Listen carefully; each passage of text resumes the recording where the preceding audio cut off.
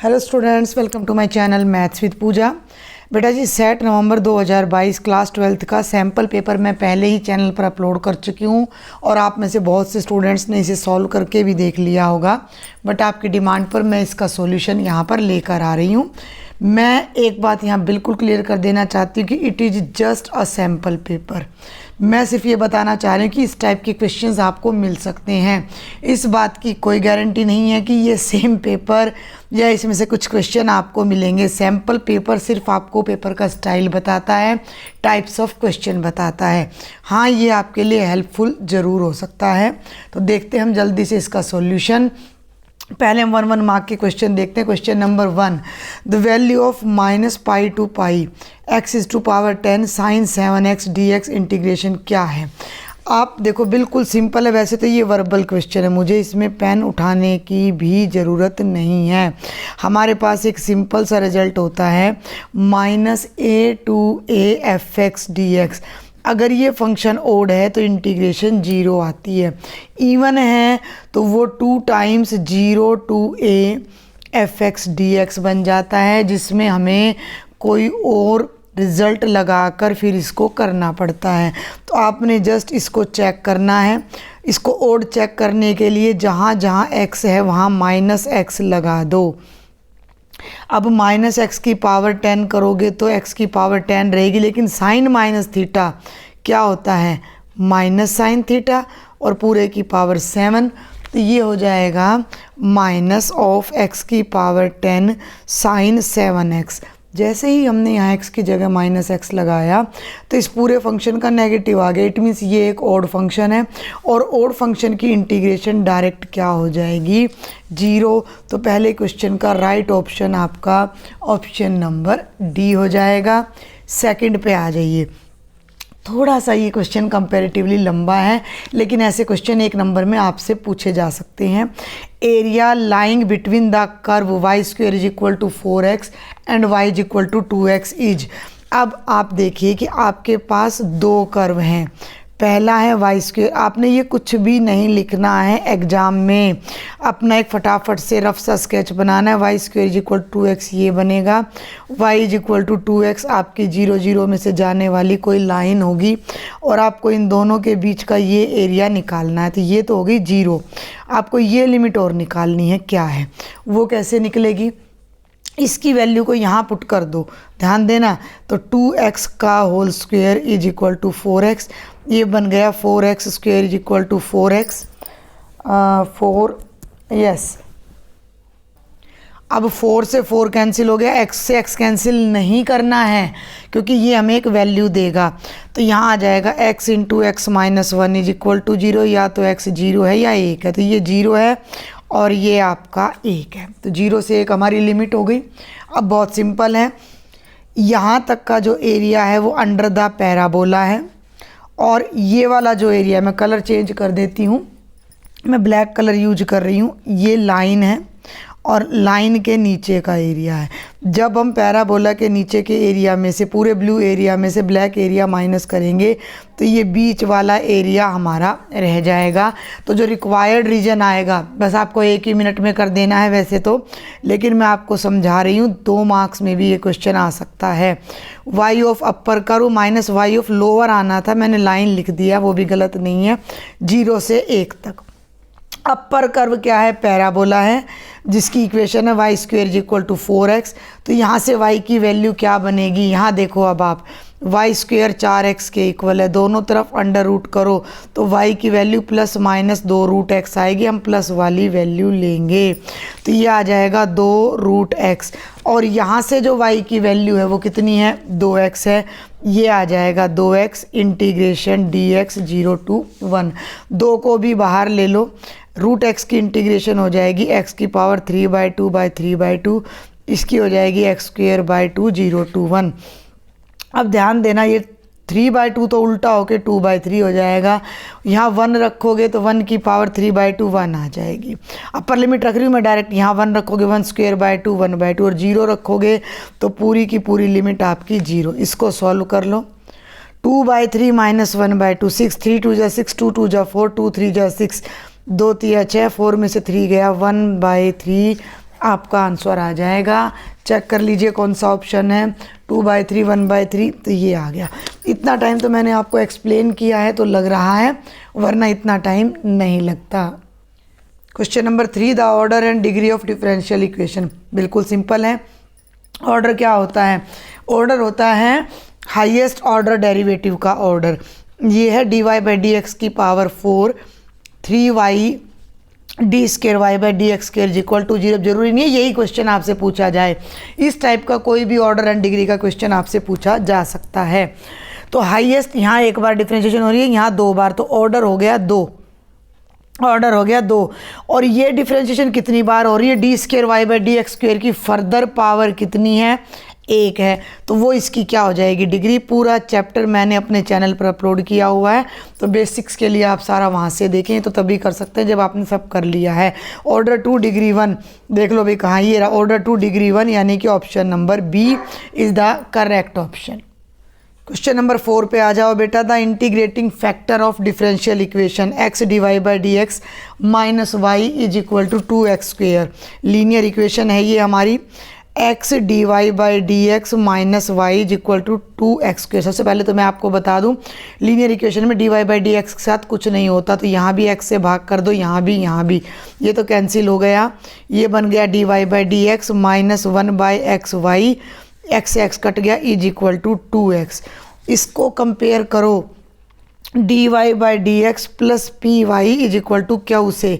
तो p की value क्या है? y का कोफिशेंट जो कि -1/x है, और इंटीग्रेटिंग फैक्टर आपका क्या होता है? e की power integration of p dx, तो e की पावर -1/x dx, e की power minus of log x, इस माइनस को इधर ले जाओ तो ये हो जाएगा e की पावर log x की पावर -1, e से log कैंसिल हो जाएगा, x की पावर -1, और इंटीग्रेटिंग फैक्टर हमारा 1/x आ जाएगा, जो कि आपका ऑप्शन नंबर सी है। नेक्स्ट क्वेश्चन पर चलते हैं। Come to question number 5।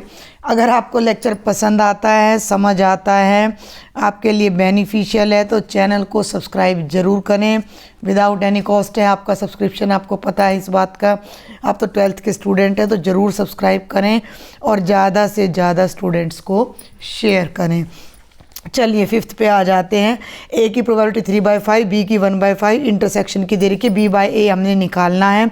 Direct हमारे पास फॉर्मूला होता है probability of a intersection b, और जो नीचे होती है a की प्रोबेबिलिटी, तो a इंटरसेक्शन b की है 1/10, a की प्रोबेबिलिटी है 3/5, 1/10 इंटू 5/3, 5 2 जा 10, 3 2 जा 6, 1/6, जो कि ऑप्शन नंबर ए है।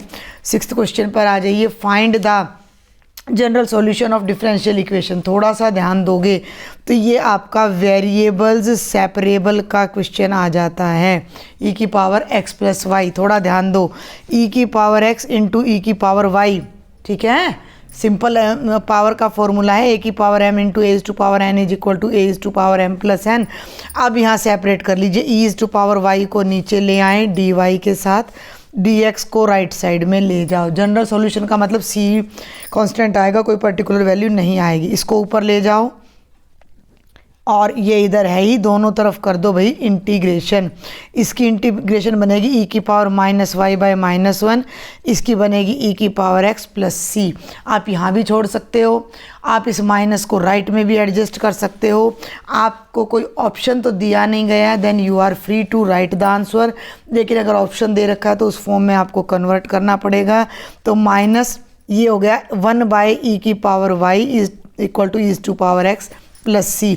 मैं सजेस्ट करूँगी आप इसको यहीं छोड़ दें, कोई प्रॉब्लम नहीं है इस आंसर में।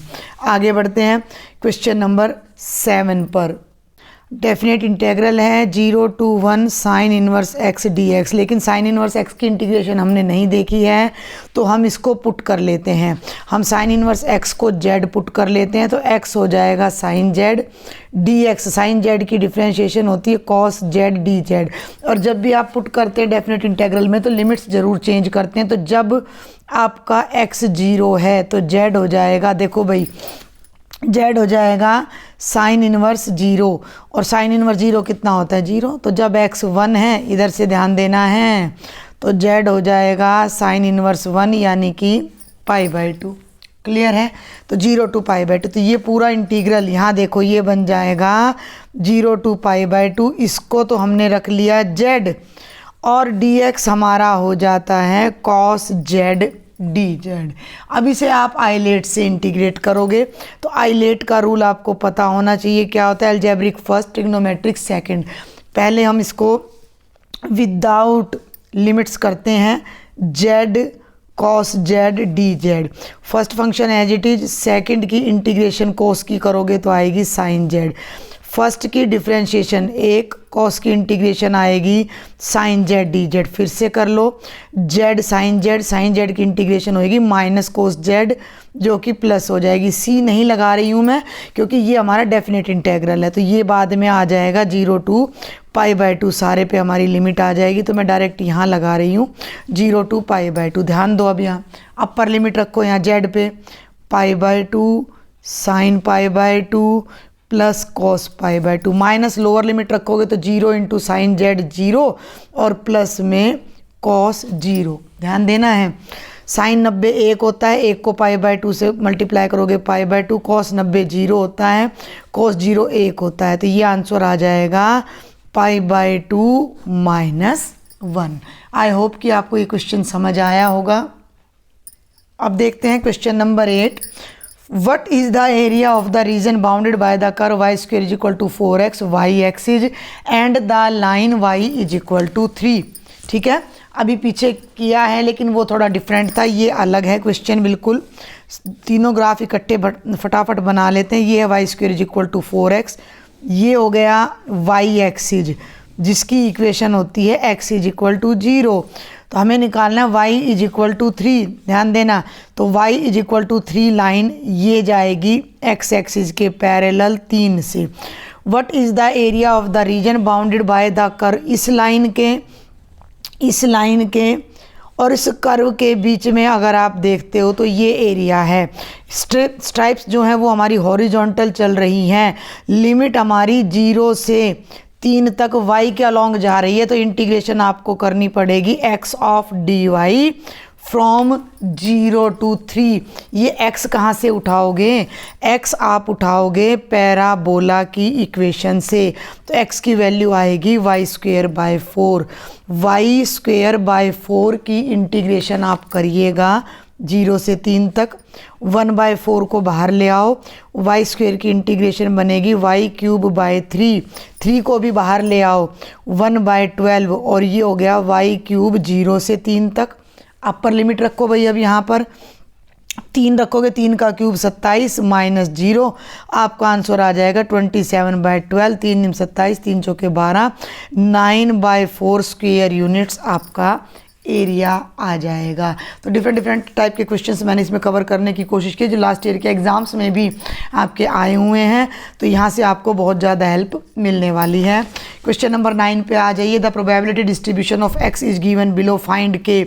जब भी डिस्ट्रीब्यूशन आपको दिया जाता है तो प्रोबेबिलिटीज़ का सम ऑलवेज 1 होता है। बस इसी फंडा को यूज करके हमने अपना क्वेश्चन अटैम्प्ट कर देना है। 0.1 मैं बराबर कर देती हूँ, के और 2, देखो 2 और 2 4 और 1 5 और 1 6, ये हो गया 6k इज इक्वल टू 1। समझ आ रही है मेरी बात? 0.1 में इन सबको जोड़ोगे तो 1 आना चाहिए, तो 6k हो गया 1 माइनस 0.1। भाई 1 में से जब आप 0.1 माइनस करोगे तो 0.9 आ जाएगा। k की वैल्यू आ जाएगी 0.9/6 जो कि 9/60, 3 3 जा 9 और ये वैल्यू कितनी आ जाएगी 3/20।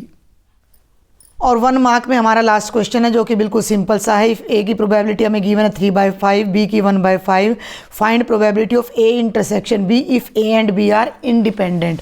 तो ये मैं आपको बता दूं कि अगर 2 इवेंट्स इंडिपेंडेंट होते हैं तो उनकी इंटरसेक्शन की या उनकी प्रोडक्ट की जो प्रोबेबिलिटी होती है वो होती है probability of A into probability of B.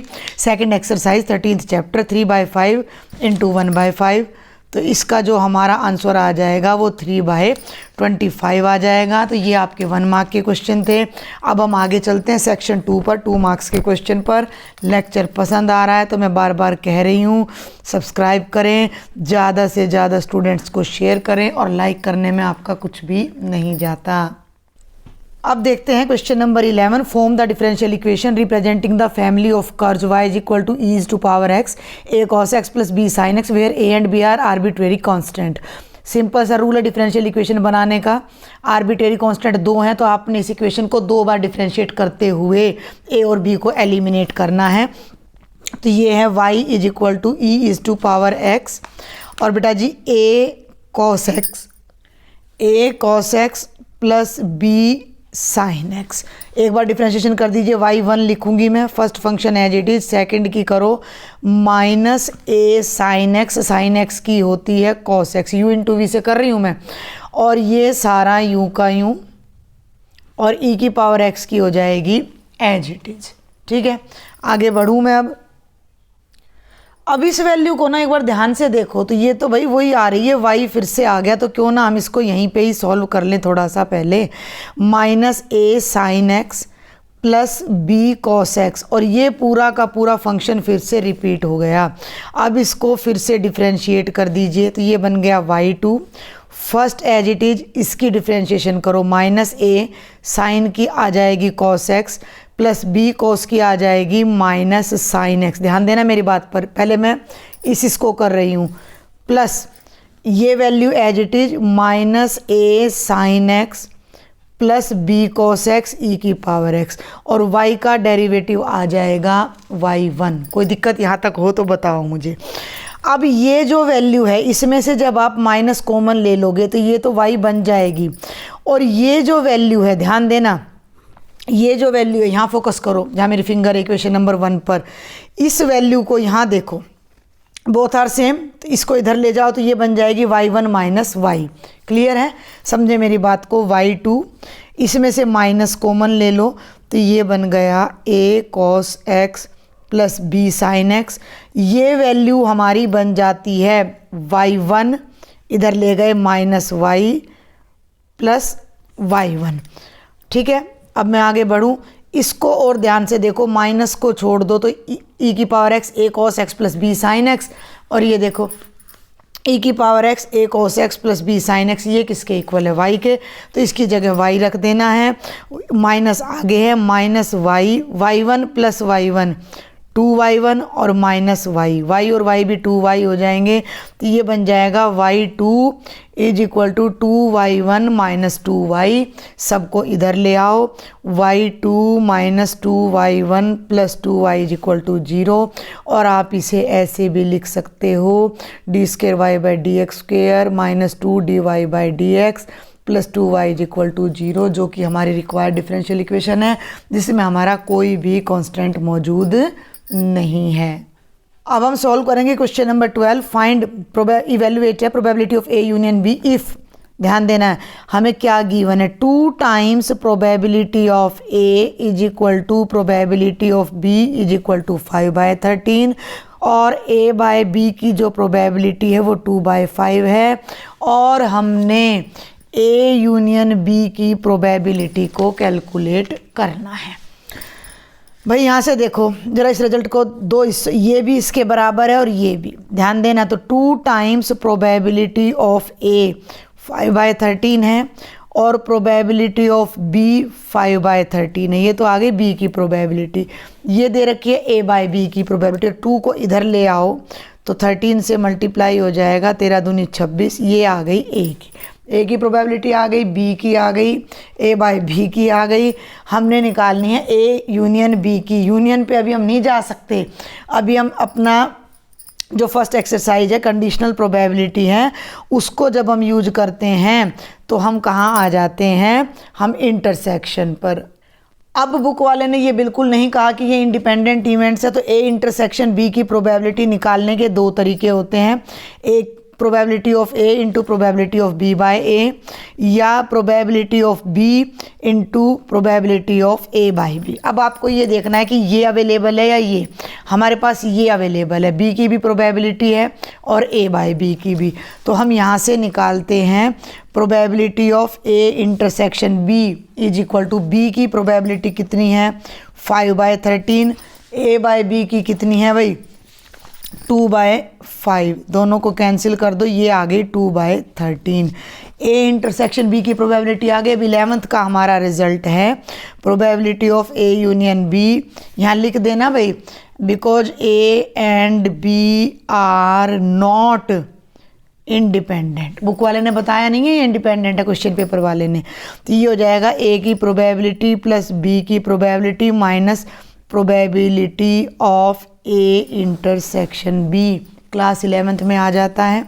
ए की प्रोबेबिलिटी सामने दिख रही है 5/26, बी की प्रोबेबिलिटी 5/13 और इंटरसेक्शन की प्रोबेबिलिटी है 2/13।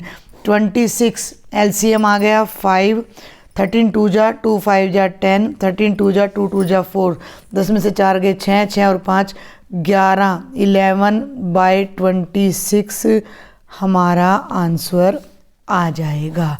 तो कई रिजल्ट हमारे यहाँ यूज हो गए हैं, मल्टीप्लिकेशन थ्योरम हमारी यहाँ पर यूज हो जाती है, ये वाला रिजल्ट हमारा यहाँ पर यूज हो जाता है। तो ये था 2 मार्क्स का हमारा section number B.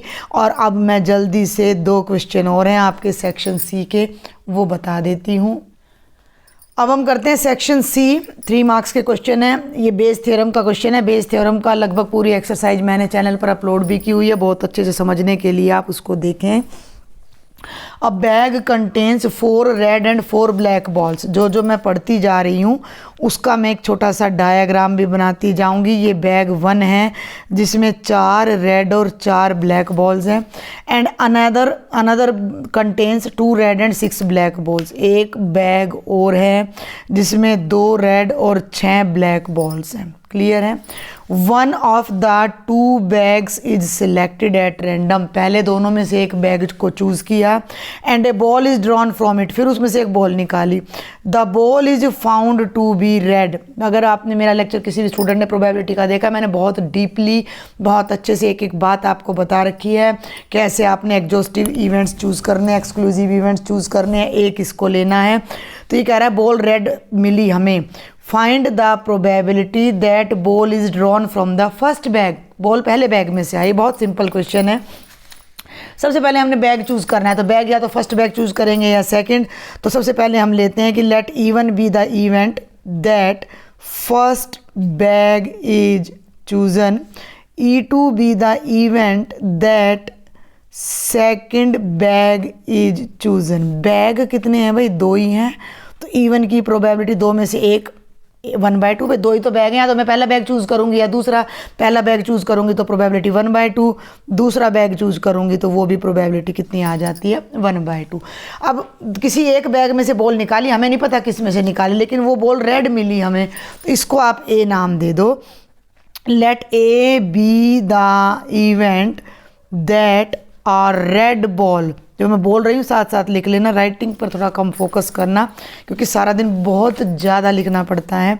Because a red ball is taken out, उसको हमने ए नाम दे दिया। अब होगा क्या, सुनो, या तो मैंने पहला बैग पकड़ा और मैंने उसमें से रेड बॉल निकाली, या मैंने दूसरा बैग पकड़ा और फिर मैंने उसमें से, यानी पहले तो मैंने बैग चूज़ किया है ना।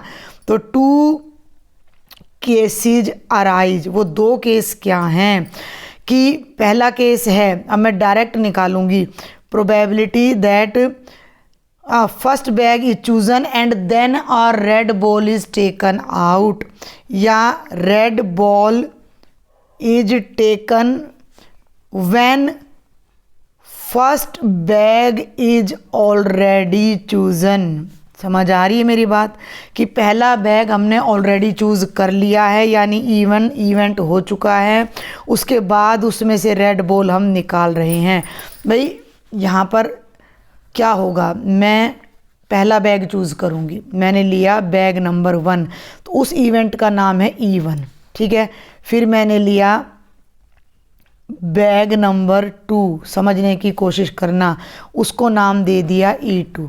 तो बेटा जी जो हमारी E1 की प्रोबेबिलिटी है वो 1/2 है, जो हमारी E2 की प्रोबेबिलिटी है वो भी 1/2 है।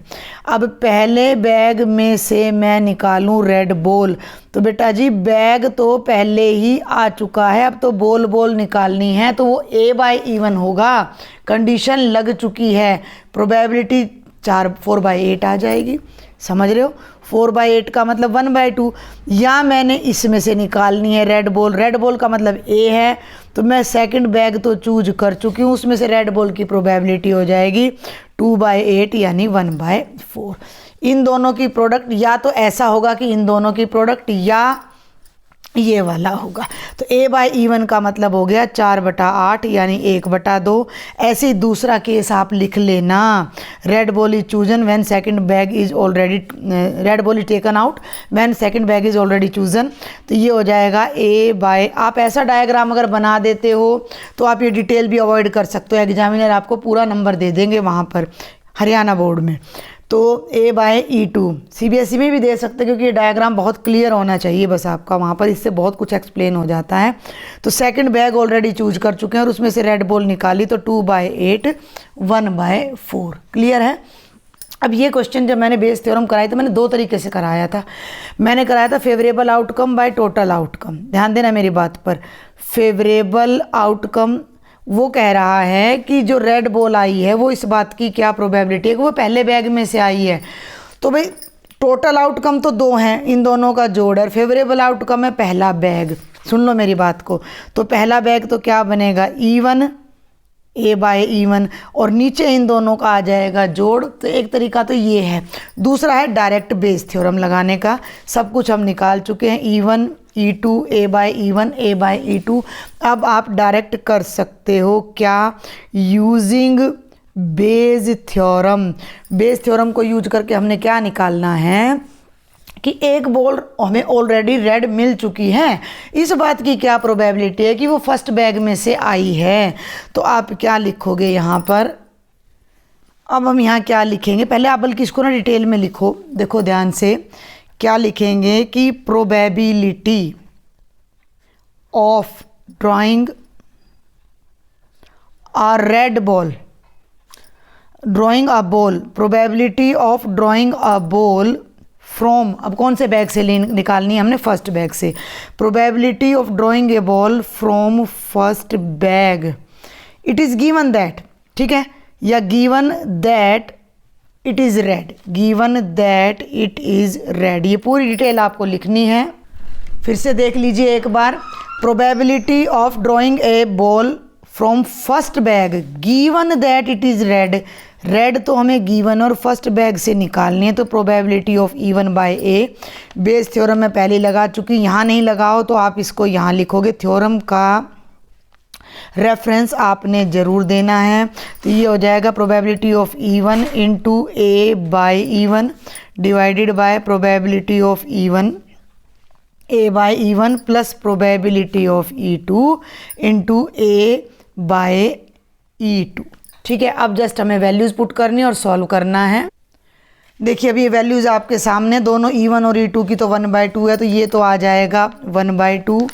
A/E1 भी आपका कितना है 1/2 डिवाइडेड बाय 1/2 इंटू 1/2, E2 की भी 1/2 है और ये जस्ट कितनी है 1/4 है। अब ये कैलकुलेशन आपको करनी है, 1/4 प्लस 1/8, ऊपर आ जाएगा 1/4, नीचे आपका 8 LCM आ जाएगा, 2 + 1, ये बन गया 1/4/3/8, 1/4 इंटू 8/3 और 4 2 जा 8, तो हमारा आंसर आ जाएगा बेटा जी 2/3।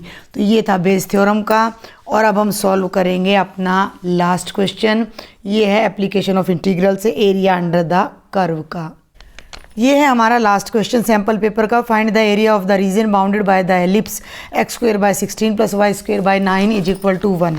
देखो मैं इसका आपको केवल सॉल्यूशन करवाने जा रही हूँ, थोड़ी बहुत डिटेल 3 ही नंबर में है तो ज़्यादा नहीं लिखना, लेकिन यही क्वेश्चन अगर 6 मार्क्स में 5 मार्क्स में आपका आता, 6 का आएगा आपका लॉन्ग क्वेश्चन, तो आपने डिटेल लिखनी है।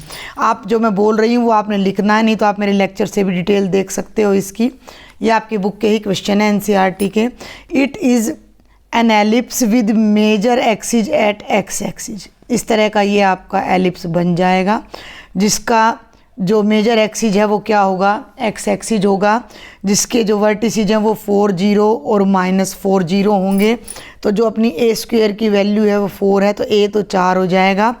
बी स्क्वायर की वैल्यू 9 है, तो बी कितना हो जाएगा, 3 हो जाएगा। अब आप ये देखो कि एलिप्स जो है वो सिमेट्रिकल है चारों क्वाड्रेंट्स में। हमें पूरे एलिप्स का एरिया निकालना है। हम क्या करेंगे, केवल फर्स्ट क्वाड्रेंट का एरिया निकालेंगे और उसको 4 से क्या कर देंगे भाई, मल्टीप्लाई कर देंगे। क्लियर है। अब फर्स्ट क्वाड्रेंट का एरिया हम दोनों तरीके से निकाल सकते हैं। हम वर्टिकल स्ट्राइप्स डालें तो 0 से 4 तक एरिया जाएगा, और अगर ऐसे जाते हैं तो 0 से 3 तक हमारा एरिया जाएगा। तो हम वर्टिकल स्ट्राइप्स डालेंगे, एरिया इन फर्स्ट क्वाड्रेंट निकालेंगे। समझ रहे हो मेरी बात को। इस एरिया को नाम दे दो OAB। तो जो एरिया ऑफ एलिप्स आपका आएगा, इस बात को अब आप समझ लो, वो इस पर्टिकुलर एरिया का 4 गुना आएगा। तो आप लिख सकते हो 4 टाइम्स एरिया OABO। मैंने OABO क्यों लिखा, क्योंकि OAB से एक ट्रायंगल की फीलिंग भी आ सकती है, which is not a triangle. OABO वापिस यहाँ तक आए हैं, तो ये पूरा एरिया। अब आप इस पे फोकस करो, इसको निकालो, फिर उसको 4 से मल्टीप्लाई कर देना, तो आप you will get the area of ellipse. ठीक है। अब एरिया OABO कैसे निकलेगा, 0 से 4 तक y dx। y कहाँ से निकालना है, एलिप्स की इक्वेशन से आपने y निकालना है। अब एलिप्स की इक्वेशन से आप y कैसे निकालोगे वो देखो ज़रा। x²/16 + y²/9 = 1। y²/9 को यहीं रखो, x²/16 को उधर ले जाओ, 16 को LCM ले लो, 16 - x²/16 9 को राइट में ले जाओ। तो ये आपका बेटा बनता है y² = 9/16 × 16 - x²। क्लियर है। दोनों तरफ अंडर रूट लेकर केवल पॉजिटिव वैल्यू ले लो, क्योंकि हम फर्स्ट क्वाड्रेंट में हैं। तो ये हो जाएगा 3/4 × 16 - x² का अंडर रूट। इस वैल्यू को, ये सेकंड है, ये थर्ड है, आप थर्ड में पुट कर दो। इस वैल्यू को आप डायरेक्ट भी कर सकते हो। देखो, अगर आप चाहो तो यहाँ आ जाओ, यहाँ से इधर आ जाओ, इस एरिया को फिर डायरेक्ट निकालते चले जाओ, 4 को उसके आगे लगा लो, वो आपकी मर्जी है। नहीं तो आप इक्वेशन नंबर 3 पे आ जाओ, एरिया OABO। तो कितना हो जाएगा, देखो ज़रा, 0 से 4, y की जो वैल्यू है वो 3/4, यानी कांस्टेंट को तो बाहर ले लो, और ये हो गया 16 - x² का अंडर रूट, जिसे हम 4² - x² का अंडर रूट कर सकते हैं। अब मैं यहाँ आपको फॉर्मूला याद दिला दूँ, a² - x² के अंडर रूट का dx। इसकी जो इंटीग्रेशन हमारी बनेगी, इसकी जो वैल्यू आएगी, वो फॉर्मूला है हमारा x/2 √(a² - x² + a²/2 sin inverse x/a + c आता है, लेकिन हम तो डेफिनेट इंटीग्रल कर रहे हैं तो हम c को पुट नहीं करेंगे। तो ये आ जाएगा 3/4। ध्यान देना है भैया, x/2 ये पूरी वैल्यू अंडर रूट वाली एज इट इज आ जाएगी हमारी, प्लस a²। a कितना है, 4, 4 का स्क्वायर कितना है, 16/2 a²/2 sine inverse x/a। Limits कितनी है, 0 से 4 तक। यहाँ साथ साथ सॉल्व भी कर दो और अपर लिमिट पुट भी कर दो। आप यहाँ 4 रखो, देखो मेरी बात सुनो, यहाँ 4 रखोगे 4/2 2 आएगा, लेकिन जैसे ही यहाँ 4 रखोगे 16 में से 16 गए, 0 का अंडर रूट आएगा, प्लस 8 साइन इनवर्स, यहाँ 4 रखोगे 4/4, ये हो गई upper limit, minus lower limit देख लो भाई, 0 रखते ही क्या बन जाएगी, 0, और ये हो जाएगा 8 साइन इनवर्स 0। क्लियर है यहाँ तक। अब कुछ भी वैल्यू हमारे पास नहीं रह जाती, ये 0, ये 4 से 4 कट के 1 आ जाएगा, साइन इनवर्स 1 बन जाएगा। ये मैं फिर से लिख रही हूँ इसको एक बार, ये भी 0 और ये भी 0। 3/4 × 8, बल्कि ये कैंसिल हो जाएगा, और साइन इनवर्स 1 कितना होता है, π/2। तो 2 से 2 4 जा 8 कैंसिल होकर कितना आ गया, 3π। क्लियर है। ये आ गया एरिया OABO, आ गया 3π। पूरे एलिप्स का एरिया इस एरिया का 4 गुना है, तो पूरे एलिप्स का जो हमारा एरिया आ जाएगा एरिया ऑफ एलिप्स वो 4 गुणा 3 पाई आ जाएगा, जो कि 12 पाई स्क्वेयर यूनिट्स होगा। और मैं आपको एलिप्स के एरिया का डायरेक्ट फॉर्मूला भी बता दूं, पाई ए बी होता है। तो ए कितना है 4 है, बी कितना है 3, तो 4 3 जा 12 पाई हमारा आंसर आना चाहिए, जो कि ऑलरेडी आया हुआ है। तो ये था बेटा कंप्लीट सॉल्यूशन आपके सैम्पल पेपर का। फिर भी कोई डाउट रह जाए, do right me in the comment box. WhatsApp पे टेलीग्राम पे आप मुझे ज्वाइन करो। अगर लेक्चर पसंद आया है तो सब्सक्राइब ज़रूर करें, शेयर ज़रूर करें। Thank you.